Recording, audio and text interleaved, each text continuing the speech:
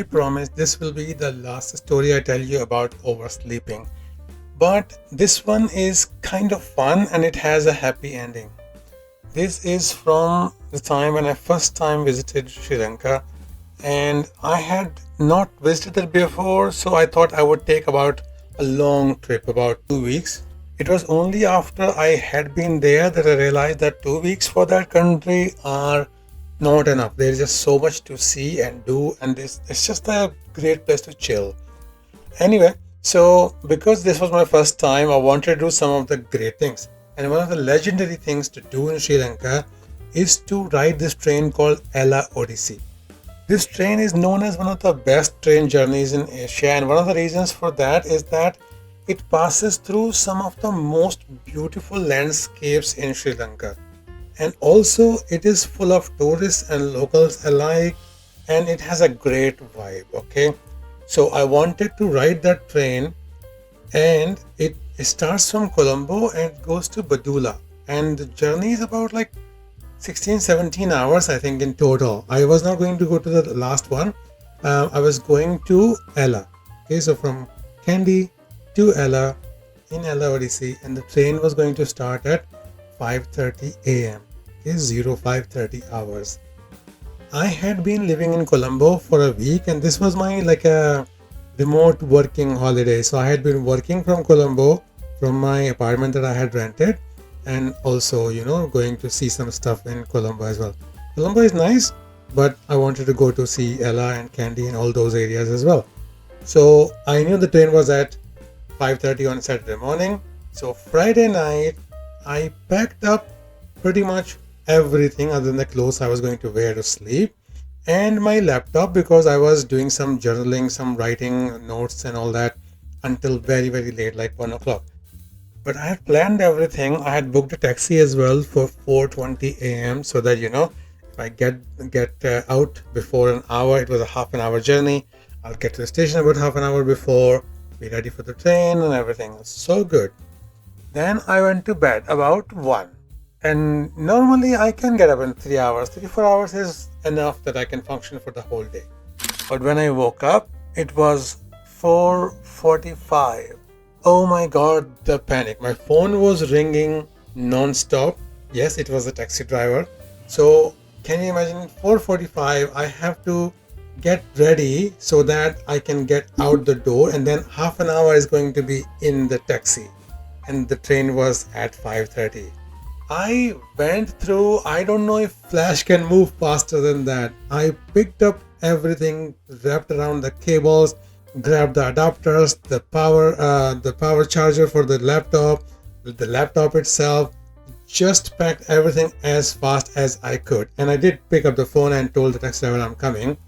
I don't know if he got it, but I answered it, which was the main point, because he did not speak English. I did not speak Sinhalese. Okay, but anyway, I wrapped up everything. Within like 10 minutes, I was out the door.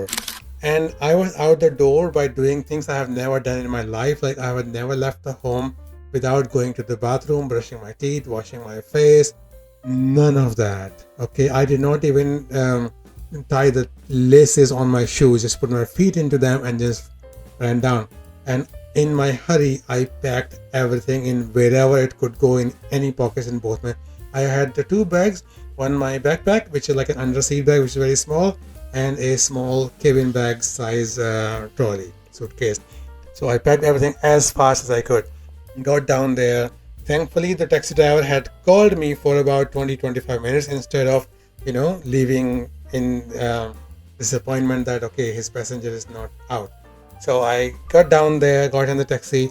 Thankfully, the taxi ride did not take all of 30 minutes. It was like maybe 20-25 minutes. He got me there. It was early morning, not much traffic. He got me there. I was there about 10 minutes before I had to catch the train, like 5:20. Oh, the relief. And then the train was about half an hour late. Sri Lankan trains are often late. That I knew already, but you cannot take a chance. You can't actually say, oh, the train is going to be late, and you could not actually check because it's not all computerized there. So you can't actually just go on the app and then see whether the train is late or not. But I had the extra half an hour, so I had the chance to find the platform. Once I found the platform, I was relieved.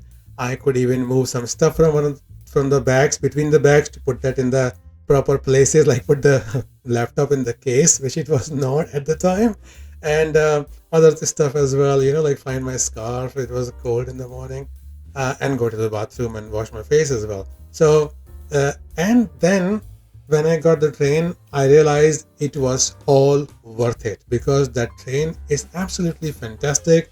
It goes through some amazing landscape. There are some waterfalls and tea estates and some mountains and mountain villages, all kinds of things. And the train usually slows down a lot on most of these like touristy places, and then they announce as to what is coming and which way to look out. Like this thing is coming, look out the left windows, look out the right windows, all of that. And the vibe was absolutely fantastic. I think I'll next story I tell should be about that train, because that was like a 12-hour journey, and I think I can say the best journey, or maybe the second best journey of my life. My best journeys used to be very early in my life when I was very, very young, with my mom going to my grandma's place. Those, no, nothing can beat those journeys, right? But this was like a second best. I'll tell you about that in some other time. Thank you for watching, and if you're not subscribed to the vlog, please subscribe. I'll tell all kinds of stories from my travels, and I'm sure you will enjoy them. See you in the next one.